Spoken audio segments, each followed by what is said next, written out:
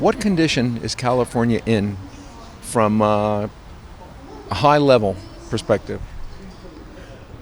Well, you have to look at the metrics.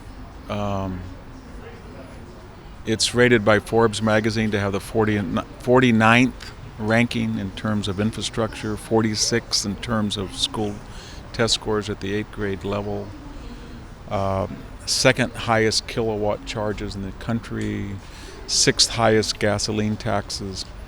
So we have a strange binary of very highly taxed state and what we get in return, we being California residents, are poor schools, poor infrastructure, and it's all a result of a one-party system, I think.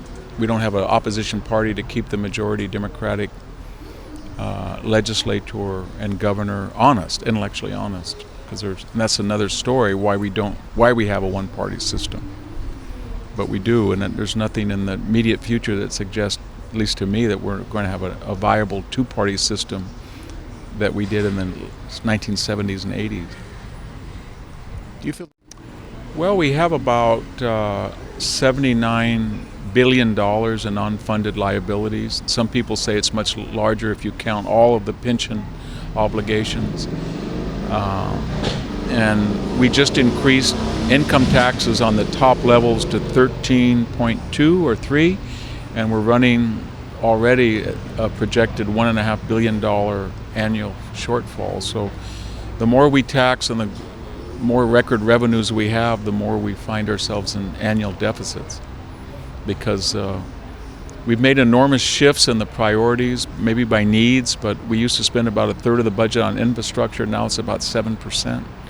And most of the money is spent on remedial education, Medi-Cal, social services.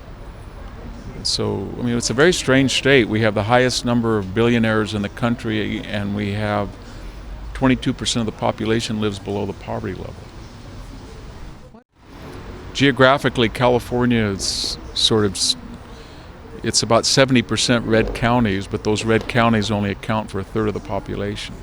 If you look at a map of California, red-blue by geographical distribution, it looks like it's somewhere, like Wyoming or Mississippi. If you look at it in terms of population, it looks like New York or Massachusetts. And this resistance is unfortunate because the word, remember, comes from World War II, and it was most popular in France. And it suggests that people in cushion lounge offices are commiserate with people up in the Maquis fighting the SS, and that the people that they're resisting, i.e. Trump, is analogous to Hitler.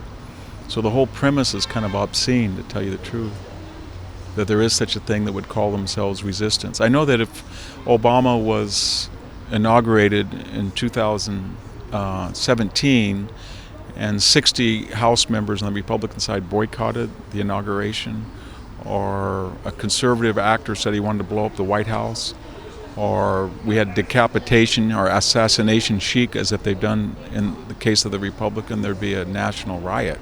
These people would be jailed by the left. So it's very asymmetrical. And so it's largely Black Lives Matter, Antifa, George Soros-funded groups, Hollywood, entertainment, foundations, the Rockefeller Ford Foundation, university campus, Middlebury, Claremont.